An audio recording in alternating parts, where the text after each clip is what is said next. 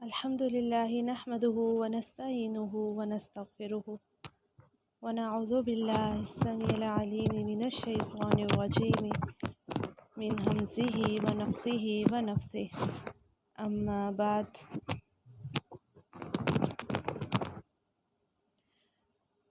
آج ہم نبی صلی اللہ علیہ وسلم کے مزید کچھ وصیتوں کو دیکھیں گے۔ حضرت حسن بن علی رضی اللہ عنہ سے روایت ہے کہ میں نے رسول اللہ صلی اللہ علیہ وسلم کا یہ فرمان یاد کیا۔ آپ نے فرمایا، وہ چیز چھوڑ دو جو تمہیں شک میں ڈال دے، اور اسے اختیار کرو جو تمہیں شک میں نہ ڈالے۔ یہاں پر بات ہے ریب کی۔ قرآن کی اگر ہم بات کریں، قرآن کے آغاز میں بھی اللہ تعالیٰ نے سب سے پہلے اس شک کو دور کیا۔ اللہ تعالیٰ نے جہاں بتایا کہ یہ کتاب ہے الف لام میم ذالک الکتاب لا ریب فیہ، کہ یہ کتاب ہے جس میں کوئی شک نہیں، یعنی اللہ تعالیٰ نے شک کو آغاز میں ہی ختم کر دیا اور کہا کہ اس کتاب کو یقین کے ساتھ پڑھا جائے، اور یہ واقعی اللہ رب العزت کی جانب سے ہے، کسی انسان کی بنائی ہوئی کتاب نہیں ہے، اور اس کے تمام احکامات جو ہیں وہ سچے ہیں، کھرے ہیں، اور اس قابل ہیں کہ ان پر عمل کیا جا سکے۔ تو رسول اللہ صلی اللہ علیہ وسلم کی حدیث بھی اس بات کی تائید کرتی ہے کہ جو چیز شک میں ڈالے اسے چھوڑ دیں اور اسے اختیار کریں جو چیز شک میں نہ ڈالیں، یعنی یقین کے ساتھ ہمیں اپنی زندگی جو ہے وہ گزارنی چاہیے۔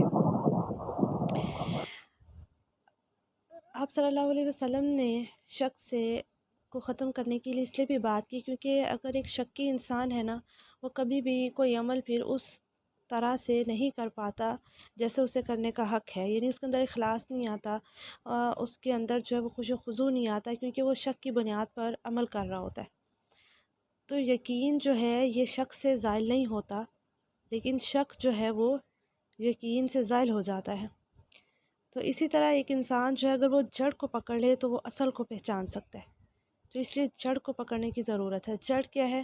اللہ تعالیٰ کی کتاب جو ہے وہ قرآن مجید اور نبی صلی اللہ علیہ وسلم کی سنت۔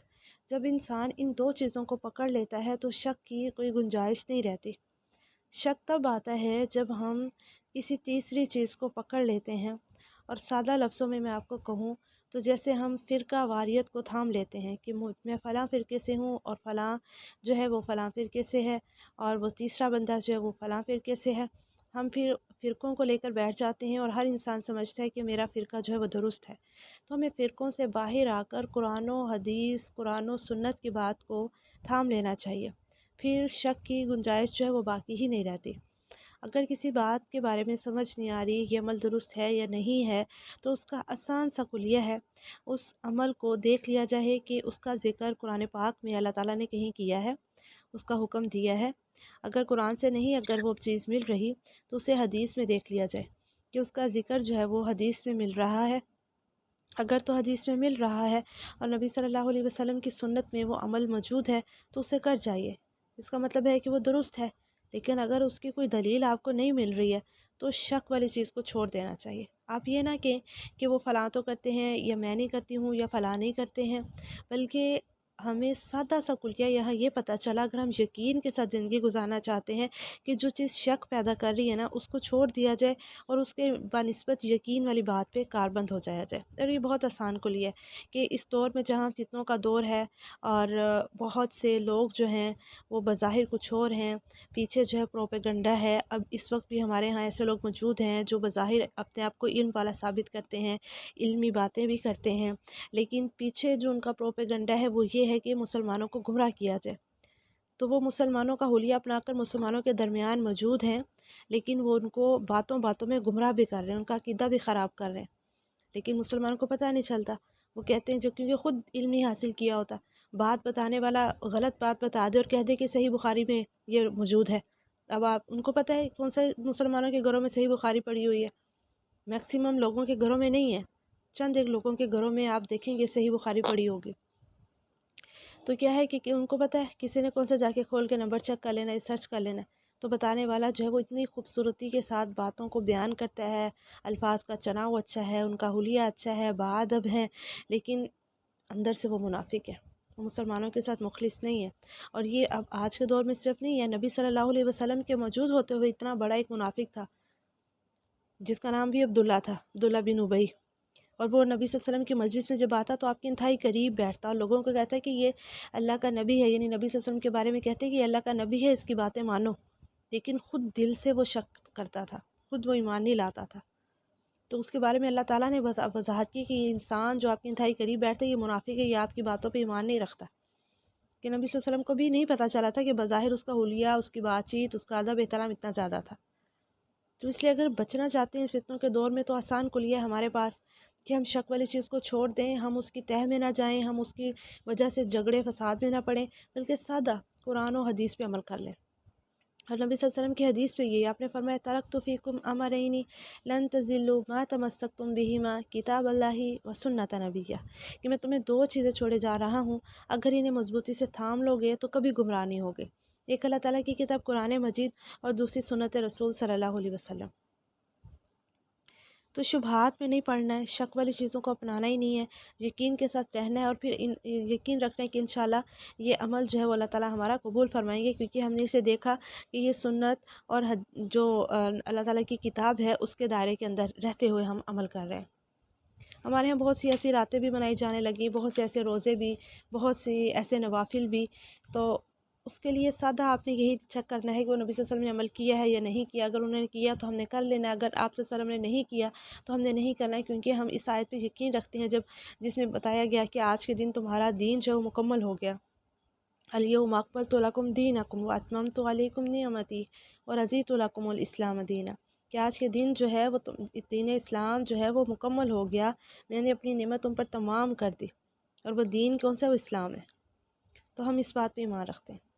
اگر کوئی ایسی بات ہوتی جو آج کل کے بزرگ بتاتے ہیں لیکن نبی صلی اللہ علیہ وسلم نے وہ نہیں بتائی، یا کوئی آ کے کہتا ہے مجھے خواب میں آپ نے فرمایا کہ یہ عمل کریں، تو وہ غلط بات ہے، کیونکہ دین مکمل ہو چکا۔ آپ صلی اللہ علیہ وسلم اپنا اللہ تعالیٰ کی ہر بات ہم تک پہنچا گئے، اور یہ ہمارے ایمان کا حصہ ہے، ہم یقین رکھتے ہیں کہ آپ صلی اللہ علیہ وسلم نے پورا دین ہم تک پہنچا دیا۔ اگر ہم شک کرتے ہیں نا آپ نے کوئی بات نہیں پہنچائی ہم تک، تو ہمارا ایمان آپ کہہ لیں کہ خطرے میں ہے۔ دوسری ہم وصیت دیکھتے ہیں، حضرت ابو ہریرہ سے روایت ہے کہ آپ صلی اللہ علیہ وسلم نے فرمایا تم لوگ ایک دوسرے پر حسد نہ کرو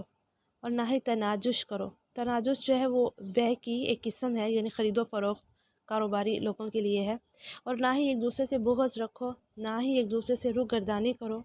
اور تم میں سے کوئی کسی کی بیع پر بیع نہ کرے، اور اللہ کے بندے بائی بائی ہو جاؤ۔ مسلمان کا بائی ہے، وہ نہ اس پر ظلم کرتا ہے اور نہ اسے ذلیل کرتا ہے، اور نہ ہی اسے حقیر سمجھتا ہے۔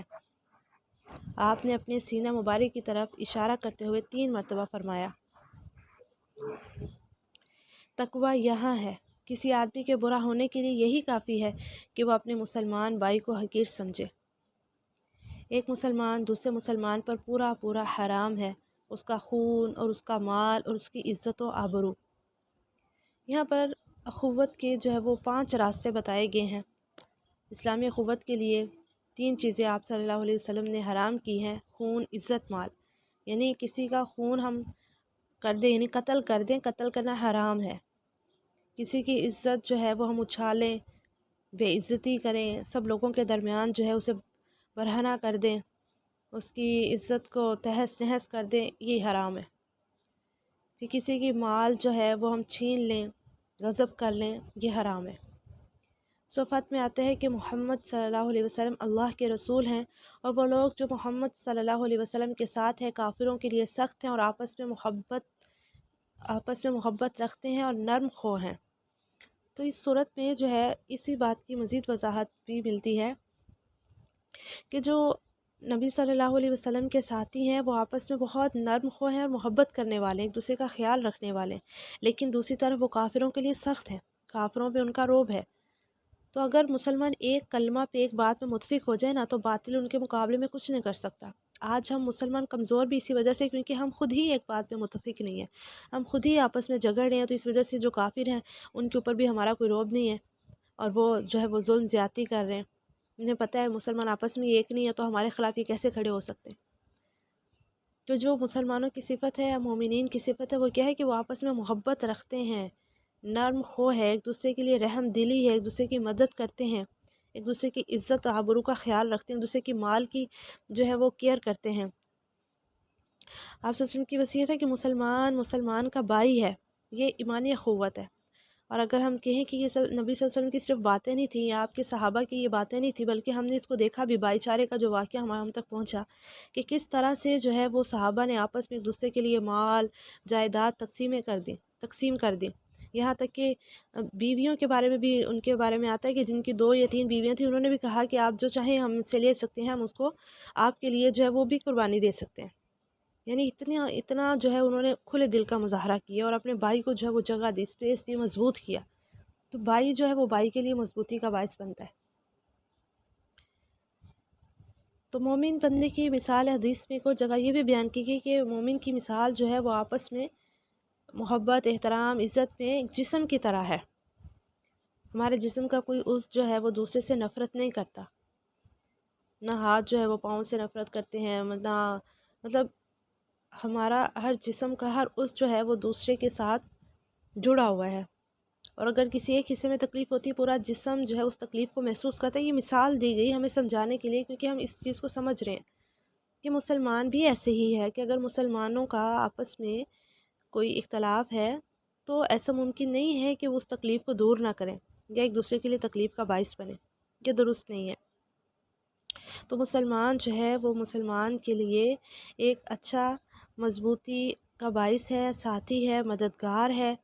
اور اگر کہیں دیکھتا ہے کہ انسان کے یعنی صاحب علم جو ہے وہ بے علم کو حقیر نہیں سمجھتا، بلکہ اسے بھی صاحب علم بنانے کے لیے کوشاں ہو جاتا ہے، اس کے لیے دعائیں کرتا ہے، اس کے لیے راستے ہموار کرتا ہے، یہاں تک کہ وہ بھی صاحب علم ہو جاتا ہے، علم کے مجالس میں شرکت کرنے لگتا ہے۔ اور یہاں پر ایک اور بیماری کی وضاحت کی گئی، حسد کی۔ حسد ہمارے ہاں بہت زیادہ، خصوصاً خواتین کے اندر چھوٹی چھوٹی باتوں پہ ایک دوسرے سے جو ہے وہ حسد بغض کرنے لگتی ہیں، جیلس ہو جانا، ایک دوسرے کی بات جو ہے اس کا غلط مطلب لے کے اس کو بڑھا چڑھا کے پیش کرنا، اور پھر جس کے سامنے پیش کرنا اس نے 2 4 اور بنا کے اپنے دل میں بغض پال لیا۔ تو اس چیز سے واضح طور پر کہ یہ حدیث میں ہمیں روکا گیا۔ تو حسد ایسی بیماری ہے، اس کے بارے سے حدیث میں آتا ہے کہ حسد نیکیوں کو ایسے کھا جاتا ہے جیسے آگ خشک لکڑی کو، استغفر اللہ، یعنی نیکیاں ضائع ہو جاتی ہیں حسد کرنے والے انسان کی۔ سورہ نساء میں بھی آتا ہے، پھر لوگوں میں سے کسی نے اس کتاب کو مانا اور کوئی اس سے رکا رہا تو نہ ماننے والوں کو دوزخ کی جلتی ہوئی آگ کافی ہے۔ جن لوگوں نے ہماری آیتوں سے کفر کیا ان کو ہم عنقریب آگ میں داخل کریں گے، جب ان کی کھالیں گل جائیں گی تو ہم اور کھالیں بدل دیں گے تاکہ عذاب چکھتے رہیں، بے شک خدا غالب حکمت والا ہے۔ استغفر اللہ۔ تو یہاں ایک عذاب کی کیفیت بیان کی گئی ہے کہ جنہوں نے اللہ تعالیٰ کی آیتوں کا انکار کیا، نہ مانا، جو ہمارے لیے احکامات تھے ان کا انکاری ہوئے، ان کے مخالف چلے، تو ان کے لیے پھر عذاب ہے، استغفر اللہ۔ اور عذاب بھی کیسا ہے کہ آگ میں داخل کیا جائے گا اور جب کھالیں جل جائیں گی تو اس کو دوبارہ سے بنا دیا جائے گا، کیونکہ ہمیں پتہ چلتا ہے کہ اگر جو انسان کی اوپر والی کھال ہے نا، یہ سب سے زیادہ نازک ہے اور اس کے اوپر جلن سب سے زیادہ ہوتی ہے۔ جب جسم ایک بار جل جاتا ہے نا تو نیچے نیچے جو ہماری کھال آتی رہتی ہے اس میں اتنی تکلیف نہیں ہوتی جتنی اوپر والی تہہ میں تکلیف ہوتی ہے۔ تو اس لیے بھی کہا جاتا ہے کہ زیادہ تکلیف کے لیے بار بار ان کی کھالوں کو درست کر دیا جائے گا، استغفر اللہ۔ سورہ بقرہ میں آتا ہے، تو ان لوگوں پر افسوس ہے جو اپنے ہاتھ سے تو کتاب لکھتے ہیں اور کہتے ہیں خدا کے پاس سے ہے تاکہ اس کی بس تھوڑی سی قیمت حاصل کرے۔ ان پر افسوس ہے اس لیے کہ اپنے ہاتھوں سے لکھتے ہیں، اور ان پر افسوس اس لیے کہ اپنے ہاتھوں سے لکھتے ہیں، اپنے ہاتھوں سے کرتے ہیں۔ یعنی کہ وہ اللہ تعالیٰ کے احکامات کو پر عمل کی بجائے جو ہے اپنی من پسند احکامات بیان کرتے ہیں، لوگوں کو سامنے رکھتے ہیں، اور پھر یہ کہتے ہیں کہ اللہ تعالیٰ کی طرف سے، اللہ کی کتاب میں سے ہے۔ تو اگر ایک طرح سے غور کیا جائے نا تو ہمارے ہاں بھی ایسا ہوتا ہے کہ جس بات پر اللہ تعالیٰ کے حکم پر عمل کرنے کو دل نہیں چاہ رہا ہوتا تو ہم آگے سے کہتے ہیں اللہ بڑا غفور و رحیم ہے، بس معاف کر دے گا، جنت تو ہمارے لیے ہے، بس ٹھیک ہے۔ تو دیکھیں جہاں اللہ تعالیٰ نے بشارتیں دی ہیں وہاں اللہ تعالیٰ نے وعید بھی دی ہے۔ اگر ایسی بات ہوتی تو پھر اللہ تعالیٰ اپنی دوسری صفات نہ لے کر آتا۔ جہاں اللہ تعالیٰ نے رحمان غفور کی صفات لائیں وہاں اللہ تعالیٰ نے اپنی عذاب والی، غضب والی، غصے والی صفات بھی بیان کی ہیں، عدل والی صفات بھی بیان کی ہیں۔ تو ہمیں ہمیشہ متقی بن کر رہنا چاہیے اور اللہ تعالیٰ کے احکامات کو جو ہے وہ ہر طور پہ اس پہ عمل کرنے کی کوشش کرتے رہنا چاہیے۔ اگلی وصیت ہے حضرت سہل بن سعد سعدی سے روایت ہے، انہوں نے فرمایا کہ ایک آدمی نے نبی صلی اللہ علیہ وسلم کی خدمت میں حاضر ہو کر عرض کیا، اے اللہ کے رسول صلی اللہ علیہ وسلم، مجھے ایسا عمل بتائیے کہ جب میں وہ کروں تو اللہ تعالیٰ مجھ سے محبت کرے اور لوگ مجھے پسند کریں۔ اللہ کے رسول صلی اللہ علیہ وسلم نے فرمایا، دنیا سے بے رغبت ہو جاؤ، اللہ تعالیٰ تم سے محبت کرے گا، اور لوگوں کے پاس جو کچھ ہے اس سے بے نیاز ہو جاؤ، لوگ تم سے محبت کریں گے۔ بہت آسان سی بات ہے، آسان سا کلیہ بتایا اللہ تعالیٰ نے یہاں پر اپنی محبت کو حاصل کرنے کا، کہ اگر ہم چاہتے ہیں کہ اللہ تعالیٰ جو ہے وہ ہم سے محبت کرے، ہمیں پسند کرے، تو پھر ہمیں دنیا میں مگن نہیں ہونا چاہیے۔ دنیا کی ضروریات کو پورا کرنے کے لیے محنت کر سکتے ہیں، لیکن اصل ہدف جو ہے ہمارا، اس کو نہیں بھولنا چاہیے۔ اللہ کی رضا، اللہ کی محبت، جنت کے حصول کے لیے جو اللہ نے راستے بتائیں، ان کو نہیں بھولنا چاہیے۔ جب انسان دنیا سے بے رغبت ہو جاتا ہے، پھر انسان اپنی صلاحیتوں کو صرف دنیا میں نہیں لگاتا رہتا، پھر وہ دنیا میں صرف اتنی ہی اپنی صلاحیت لگاتا ہے جتنی دنیا میں زندہ رہنے کے لیے اسے ضرورت ہے۔ باقی کی وہ صلاحیتیں، طاقتیں، قوت، وقت وہ اللہ تعالیٰ کے لیے بھی نکالتا ہے۔ ورنہ انسان جب دنیا میں مگن ہو جاتا ہے نا، تو اس کے پاس فرصت ہی نہیں ہوتی اللہ تعالیٰ کے لیے وہ وقت نکالے۔ نمازیں وہ جلدی جلدی میں پڑھ لی، کبھی نماز قضا ہو گئی، قرآن کی تلاوت کا وقت نہیں ملا، اور پھر اسی طرح سے باقی اذکار، نوافل اور ذکر اذکار، یہ تو الگ سے ہے، فرائض بھی اس کے چھوٹنے لگتے ہیں۔ تو ہمیں دیکھنا چاہیے کہ ہم دن میں کتنا وقت اپنے رب کے لیے نکالتے ہیں، ہماری نمازیں کیسی ہیں، کتنا وقت ہم نمازوں کو دے رہے ہیں، فرائض ہم کیسے ادا کر رہے ہیں، بھاگم بھاگ کر رہے ہیں یا پھر ہم اچھے انداز میں کر رہے ہیں، اور ہم نماز کے دوران محسوس کرتے ہیں کہ واقعی ہم اللہ تعالیٰ سے ملاقات کر کے ہٹے ہیں، اللہ تعالیٰ سے بات کر کے ہٹے ہیں۔ نماز ایک طرح سے اللہ تعالیٰ سے ملاقات ہی تو ہے، اور پھر اکثر ایسا ہوتا ہے کہ ہم اتنی جلدی میں ہوتے ہیں نمازوں کے بعد دعا نہیں کر سکتے۔ تو اپنے ٹائم کو جو ہے نا وہ مینیج کرنے کی ضرورت ہے۔ ہر انسان مینیج کر سکتا ہے، بس کوشش کرنے کی ضرورت ہے اور اللہ تعالیٰ سے مدد طلب کرنے کی۔ اگر ہم یہ کہیں کہ آج کل جو ہے وہ خواتین مصروف بہت ہیں، بچے ہیں، گھر بار ہے، لیکن ہم یہ بھی تو جا کر دیکھیں کہ جو پہلے صحابیت گزری ہیں انہوں نے بھی تو ذمہ داریاں سب سے ساری گھر کی سر انجام دی ہیں۔ اب تو سہولیات بھی اتنی ہیں، کپڑے دھونے کی کتنی سہولت ہے، پانی کی کتنی سہولت ہے، بچوں کو صاف ستھرا رکھنے کی کتنی سہولت ہے۔ تب تو اتنی مشکلات تھیں، لیکن اس کے باوجود انہوں نے زندگیاں جو ہے وہ اللہ تعالیٰ کی خاطر لگائیں، دین کو سیکھا بھی، سکھایا بھی، ایسے بچے جنم دیے جنہوں نے آگے بڑھ کر جو ہے وہ دین کو تھاما، آگے پہنچایا، کیسے کیسے واقعات ملتے ہیں۔ تو بس کیا ہے کہ خود ہمیں اللہ تعالیٰ کے ساتھ لو لگانے کی ضرورت ہے۔ جب اللہ تعالیٰ کے ساتھ لو لگاتے ہیں، پھر ہمیں نہیں بولتے اللہ تعالیٰ، پھر ہم دنیا کے کام بھی کر رہے ہوتے ہیں تو ہم ذکر اذکار کر رہے ہوتے ہیں، جس کی وجہ سے اللہ تعالیٰ ہمارے وقت میں بھی برکت دے دیتے ہیں، ہماری صحت میں بھی برکت دے دیتے ہیں، اللہ تعالیٰ کی طرف سے توفیق بھی ملتی ہے پھر نیک کام کو کرنے کی۔ اور علمی مجالس، علم کو سننا، علم کو دہرانا، یہ ہمارے ایمان کو بڑھاتا ہے۔ جب ہم ان چیزوں سے بے رغبتی اختیار کرتے ہیں، پھر ہمارا ایمان گھٹ جاتا ہے، پھر ہمیں لگتا ہے بس جو چل رہا ہے بس ٹھیک ہے، ایسے چلتے رہنے دیتے ہیں۔ تو اس لیے ہمیشہ جب آپ کو لگے ایمان گھٹ رہا ہے، ایمان کو بڑھانے والے اعمال کے بارے میں جانیں، کچھ لیکچر سن لیں، علمی مجلس کہیں ہے وہاں شرکت کر لیں، تو انشاءاللہ اس سے بہت فائدہ ہوگا۔ حضرت ابو امامہ سے روایت ہے کہ آپ صلی اللہ علیہ وسلم نے فرمایا، اے ابن آدم، اپنی ضروریات سے زائد مال خرچ کر دینا تیرے لیے بہتر ہے۔ اگر تو اس کو روک لے گا تو تیرے لیے برا ہوگا، اور بقدر کفایت پر تو ملامت نہیں کیا جائے گا۔ اور دینے کی ابتدا اپنے اہل و عیال سے کر،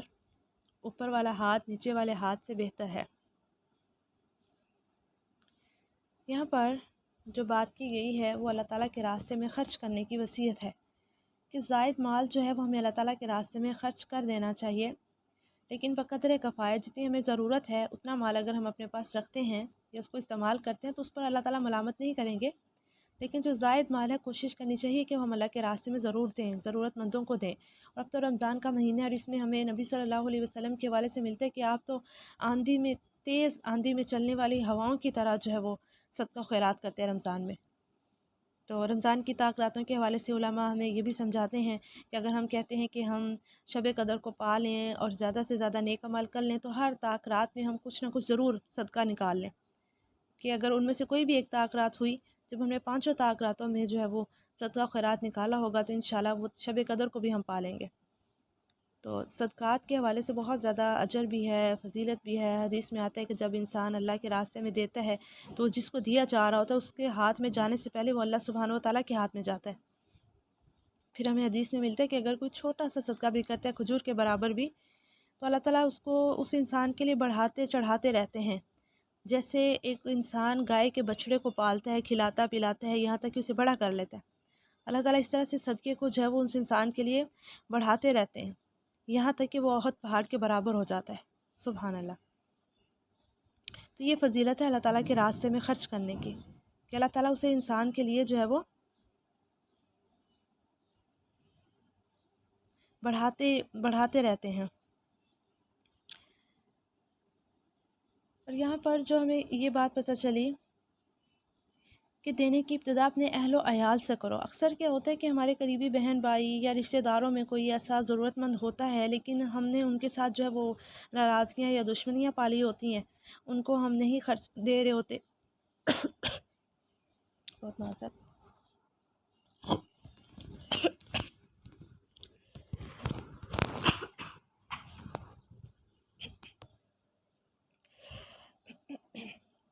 معذرت چاہتے ہوں۔ تو اس میں کیا ہوتا ہے کہ وہاں پر ہم نہیں دے رہے ہوتے، لیکن ہم باہر لوگوں کو ڈھونڈ رہے ہوتے ہیں، اور ہم کہتے ہیں ہمیں کوئی مل نہیں رہا ضرورت مند جس کو جو ہے وہ ہم دے سکیں۔ تو اس لیے کوشش کرنی چاہیے کہ ہم پہلے اپنے قریبی رشتہ داروں کو دیں، اور اس کے حوالے سے حدیث میں آتا ہے کہ اس کے لیے دوہرا اجر ہے، ایک تو اس نے صدقہ کیا اور دوسرا رحم دلی کا، صلہ رحمی کا اس کو اجر ملے گا۔ تو اس لیے کوشش کرنی چاہیے اپنے قریبی بہن بھائیوں میں اور قریبی جو لوگ ہیں رشتہ داروں میں، ماموں چچا میں، خالہ میں، پھپھو میں، یعنی کوئی قریبی ہے تو ان تک پہنچائے، خود نہیں جا کر دے سکتے کسی اور طریقے سے ان تک پہنچا دے۔ اور دوسرا یہ کہ اوپر والا ہاتھ نیچے والے ہاتھ سے بہتر ہے، یعنی اس سے مراد یہ ہے کہ اوپر والا ہاتھ جو ہوتا ہے نا وہ دینے والا ہاتھ ہوتا ہے، لینے والا ہاتھ جو ہے وہ نیچے والا ہاتھ ہوتا ہے۔ تو اس لیے یہاں پر یہ کہا گیا کہ اوپر والا ہاتھ جو ہے وہی بڑھنا چاہیے ہمیں، ہم ہمیشہ دینے والوں میں رہیں، لینے والوں میں اللہ تعالیٰ ہمیں کبھی نہ کرے، آمین۔ تو انشاءاللہ اللہ کے راستے میں جو ہے وہ خرچ کریں گے، اور ہمیں یہ بھی ملتا ہے کہ چھپ کر کیا گیا صدقہ جو ہے وہ اللہ تعالیٰ کے غضب کو بجھا دیتا ہے۔ پھر ہمیں حدیث میں یہ بھی آتا ہے کہ قیامت والے دن جو ہے انسان اپنے صدقے کے سائے تلے ہوگا۔ تو ہمیں جو ہے اللہ تعالیٰ کے راستے میں انشاءاللہ تعالیٰ ضرور خرچ کرنا ہے، جتنا بھی ہم کر سکیں۔ اب تھوڑے سے دن رہ گئے ہیں، اس میں ہم ضرور تھوڑا تھوڑا صدقہ نکالیں گے تاکہ ہم غریبوں تک پہنچا سکیں۔ اور ایک اور بات جو میں فیل کرتی ہوں اور میں کہنا چاہ رہی ہوں، وہ اس سے ریلیٹ تو نہیں ہے، لیکن ایک دم میرے ذہن میں آئی کہ جو غریب ہے نا، ایک تو ہم ان کی مدد کرتے ہیں، لیکن دوسرا مجھے لگتا ہے کہ ہمارے پاس جو اپنے کھانے کی چیزیں ہوتی ہیں نا، یا اپنے استعمال کی چیزیں ہوتی ہیں، ان کو ہم ضائع بہت کر رہے ہوتے ہیں۔ تو ان کو ضائع ہونے سے ضرور بچانا ہے۔ جیسے ہم نے اگر کھانا بنایا ہے تو اگر بچے کو دیا، اس نے تھوڑا ویسٹ کر دیا، پکڑتے ہیں اور باسکٹ میں پھینک دیتے ہیں، یا پھر اسی طرح سے چھان برا ہم نے بنایا تو اس میں ڈال دیا، روٹی زائد بچی تو وہ اس میں ڈال دی، یعنی ضرورت سے زائد بنانا اور پھر اس کو ویسٹ کر دینا۔ اس حوالے سے بہت زیادہ دل دکھتا ہے جب یہ گھروں کے اندر روٹین دیکھی جاتی ہے۔ تو اس حوالے سے بھی ضرور کانشیس ہو جائے کہ دیکھیں ہم سے سوال ہو سکتا ہے، ایک تو ہم غریبوں کو دے نہیں رہے ہیں، اس کی مدد نہیں کرے، دوسرا اللہ تعالیٰ نے اگر ہمیں دیا ہوا تو ہم زائد بنا بنا کے اس کو ضائع کر رہے ہیں۔ یا پھر ہم جیسے پانی کا استعمال بہت زیادہ کرتے ہیں، کپڑے دھو رہے ہیں تو اتنا زیادہ ویسٹ کر رہے ہیں، تھوڑا سا کپڑا دھویا اور پانی جو ہم نے 5 سوٹوں کا لگا لیا، تو دیکھیں یہ زیادتی میں آتا ہے۔ تو ہمیں اس چیز سے بچنا چاہیے۔ اکثر خواتین جو ہے نا اس چیز میں بے دھیانی کر جاتی ہیں، برتن دھو رہے ہیں اتنا تیز جو ہے، اور ٹیپ کو اوپن کیا ہوا ہے، شر پانی آ رہا ہے اور نیچے 2-4 برتن دھو رہے ہیں، چلیں جی پانی ضائع ضائع ضائع۔ اس چیز سے بچنا چاہیے۔ میں نے خود دیکھا ہے کہ بعض اوقات آپ برتن کو صابن لگا رہے ہیں، ٹیپ چل رہی ہے، آپ برتن کو سیٹ کر رہے ہیں اوپر سٹینڈ پہ لگا رہے ہیں، ٹیپ چل رہی ہے، آپ شرٹ صاف کرنے گئے ہوئے ٹیپ چل رہی ہے۔ تو اتنا زیادہ پانی اگر ضائع ہوتا ہے تو کیا ہم سے سوال نہیں ہوگا اس بارے میں؟ یہ اتنی معمولی بات نہیں ہے جتنا ہم خواتین اس کو معمولی لیا ہوا ہے۔ گھروں کے کام کرتے ہوئے پانی بہت زیادہ ضائع کرتے ہیں، خصوصاً جب فرش کو دھویا جاتا ہے تو صفائی والے بھی بہت زیادہ اس میں زیادتی کرتے ہیں، اس کو بھی سمجھایا جائے پیار سے کہ ٹیپ کم کھول لیں اور پانی کو ضائع نہ کریں۔ صحن دھوتے ہوئے، باقی سب چیزوں کو کرتے ہوئے پانی کا استعمال جو ہے وہ بھی ہمیں بہت دھیان سے کرنا چاہیے۔ مجھے فوری جب پانی ضائع ہو رہا تھا نا، نبی صلی اللہ علیہ وسلم کی حدیث یاد آ جاتی ہے کہ آپ کو ایک بار ٹھنڈا پانی میسر آیا، آپ نے اس سے پیا اور پھر آپ نے کہا کہ اس کے بارے میں بھی اللہ تعالیٰ ہم سے سوال کریں گے۔ تو آپ دیکھیں کہ آپ صلی اللہ علیہ وسلم اتنا کانشیس تھے اس پانی کے لیے جو آپ کو کبھی کبھی نصیب ہوتا ہے، اور وہ ٹھنڈا پانی جو آپ نے پی اپنی ضرورت کو پورا کیا، اس پہ بھی آپ کانشیس ہیں، اور ہم ضرورت سے زائد پانی ضائع کر کے بھی نہیں ڈرتے ہیں۔ ہمیں لگتا ہے بھی میری تو عادت ہے، اگر کسی کو روکا جائے وہ آگے سے بہت آرام سے کہتے میری عادت ہے، میرے لیے مشکل ہے اس کو چھوڑنا۔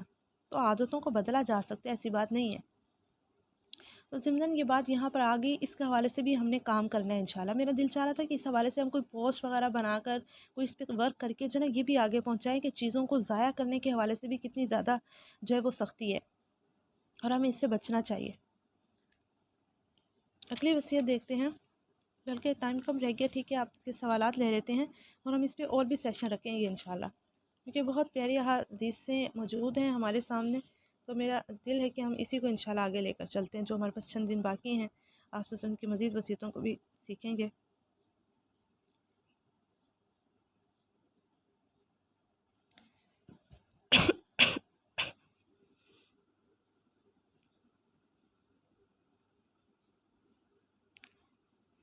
آپ نے پوچھا اماموں کو ماننا صحیح ہے؟ نہیں، دیکھیں امام جو ہے نا انہوں نے جو پیچھے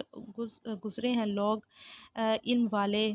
انہوں نے بہت بڑا دین کا کام کیا۔ اگر ہم ان کی زندگیوں کو پڑھیں تو ہم رشک کریں ان پہ کہ انہوں نے کیسے اپنی زندگی اللہ کے راستے میں وقف کی۔ اور یہ امام جو ہیں کہ اس دور میں تھے جب دین جو ہے بہت زیادہ آپ کہہ لیں کہ ختم ہوتا نظر آ رہا تھا، بہت کم لوگ دین کی طرف تھے، دنیا داری اور یہ سب چیزیں آگے، لیکن یہ نکلے، انہوں نے دین سیکھا، سکھایا، گھروں گھروں میں جا کر دعوت دی، ایک ٹیم بنی، تو اس طرح سے مل جل کر جو ہے مختلف انداز انہوں نے اپنائے اور پھر دین کو جو ہے وہ پہنچایا، بہت دور دور تک پہنچایا۔ ہمیں ان کی عزت کرنی چاہیے، ان کا احترام کرنا چاہیے، اور ان کے اقوال کے حوالے سے جہاں تک بات ہے تو کچھ اقوال ایسے ہیں جو سنت کے مطابق نہیں ہیں، اس پر خود جو ہے وہ امام ابو حنیفہ کا قول ملتا ہے کہ اگر میری بات جو ہے وہ نبی صلی اللہ علیہ وسلم سے کی حدیث سے ٹکراتی ہے تو اسے اٹھا کر دیوار پہ دے مارے، یعنی اس کو نہ مانے۔ لیکن یہاں فرقہ واریت تب آتی ہے جب ہم نبی صلی اللہ علیہ وسلم کی حدیث کو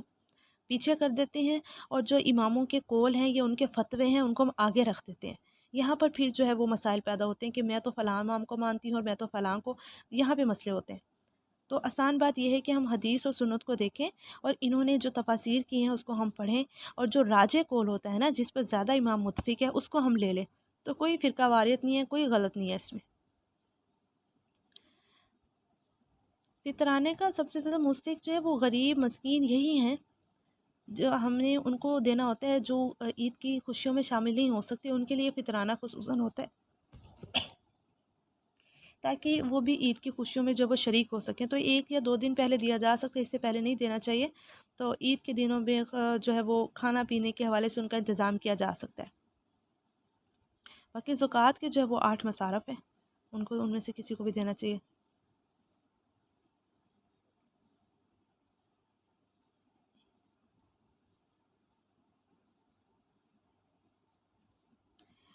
اور سوال کرنا چاہ رہی تھی،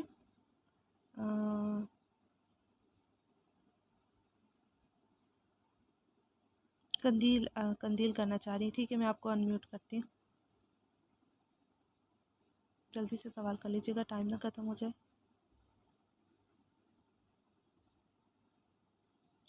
قندیل جی انمیوٹ کریں قندیل۔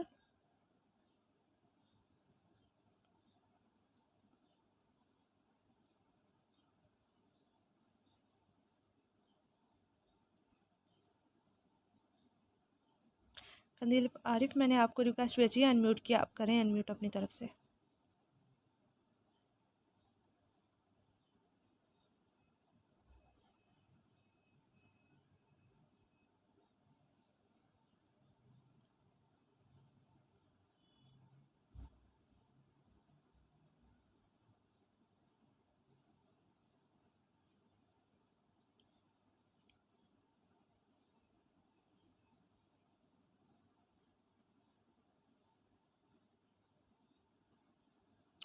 جی رحیلہ نے یہاں پر مفہوم حدیث بیان کیا، بالکل یہ بہت اہم بات ہے، کسی آدمی کے جھوٹا ہونے کے لیے یہی کافی ہے کہ وہ ہر سنی بات پر یقین کر لے بغیر تحقیق کے، تو تحقیق بہت ضروری ہے۔ بیع خرید و فروخت کو کہتے ہیں، یعنی کسی کی جیسے وہ ہوتی ہے نا، بولی ہو رہی ہے کہ کسی کا سامان جو ہے وہ 5,000 میں خریدنے کے لیے کوئی تیار ہو گیا، تو دوسرا آتا ہے وہ کہتا ہے کہ نہیں نہیں میں اس سے زیادہ میں لے لیتا ہوں تو مجھے بیچ دیں، تو یہ جو ہے بیع کے اوپر بیع نہیں کرنی چاہیے۔ جہاں ایک بات طے ہو گئی ہے تو پھر اس کو مان لیا جائے، اس کے اوپر آ کر کوئی اپنی بات نہ رکھے۔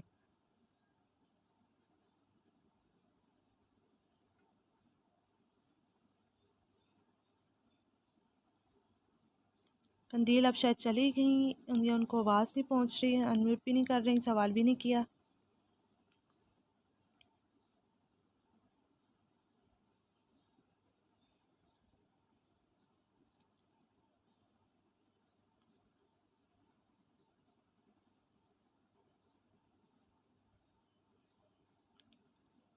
چلیے جی ٹھیک ہے، پھر ہم سیشن کو اینڈ کرتے ہیں۔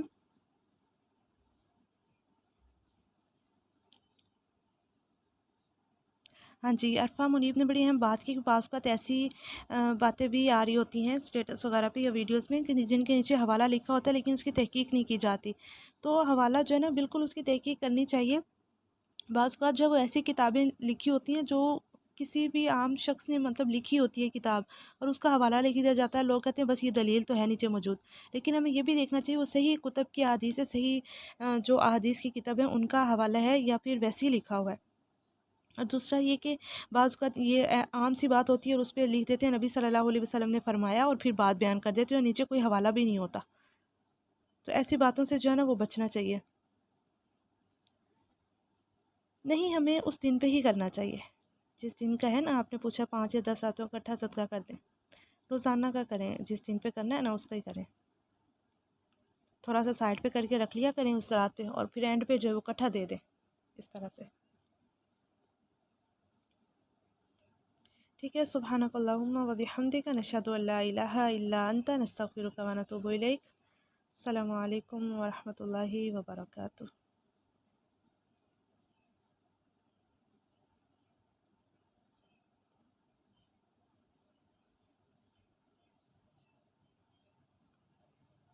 اچھا، یہ ابھی ایک سوال آیا کہ اگر وطر کی جماعت ہو رہی ہو تو کیا ہم اس وقت میں نفل پڑھ سکتے ہیں؟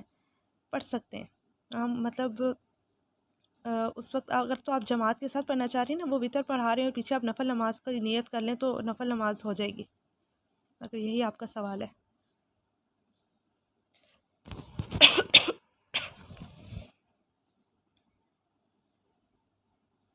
وطر کی دعا اگر ہم رکوع کے بعد پڑھ رہے ہیں نا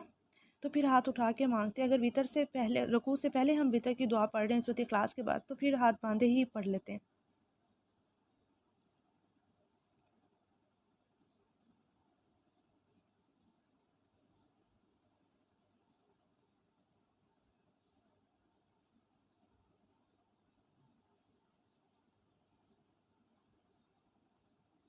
کس چیز کی ممانت؟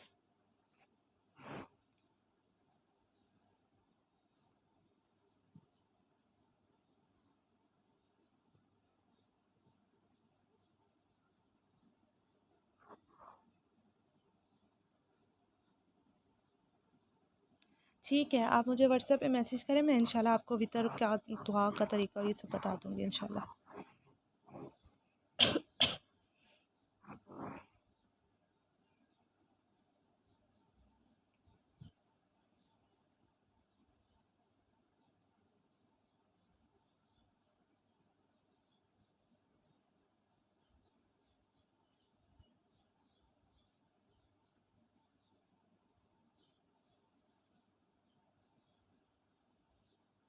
نہیں، زوال کا ٹائم جو ہے نا اس کا تعلق سورج کے ساتھ ہے، رات کو 12 بجے نہیں ہوتا ہے، اور نہ ہی یہ دن میں 12 بجے فکس ہے، اس کا تعلق جو ہے وہ سورج کے ساتھ ہے، جب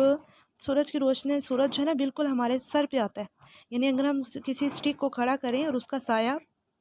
دائیں بائیں دونوں جانب نہ بنے تو یہ 15 سے 20 منٹ ہوتے ہیں، وہ والا وقت جو ہے وہ زوال کا ہوتا ہے، جیسے سورج کی طلوع غروب ہونے کا وقت بدلتا رہتا ہے اسی طرح سے زوال کا وقت بھی بدلتا رہتا ہے۔ اپنے آپ کو دوسرے سے بہتر نہیں سمجھنا چاہیے، ہمیں یہی ملتا ہے کہ ہم نیکی والے اعمال میں جو ہے نا وہ اپنے سے اوپر والوں کو دیکھیں، تو ہمارے اندر خود ہی عاجزی آئے گی کہ بھئی ابھی ہم بہت پیچھے ہیں۔ اگر اس میں ہم نے اپنے سے نیچے والوں کو دیکھا تو پھر ہمیں اپنا بڑا پن محسوس ہونے لگے گا کہ بھئی میں تو قرآن کا علم بھی حاصل کرتی ہوں، میں تو نمازیں بھی پڑھتی ہوں، روزے بھی رکھتی ہوں، لیکن اگر ہم اپنے سے اوپر والوں کو دیکھیں، علماء کی ایفرٹس کو، کوششوں کو، تو پھر ہمیں لگے گا بھئی ہمیں بہت آگے جانا ہے ابھی، تو اس میں ہمیں اپنے سے اوپر کو دیکھنا چاہیے۔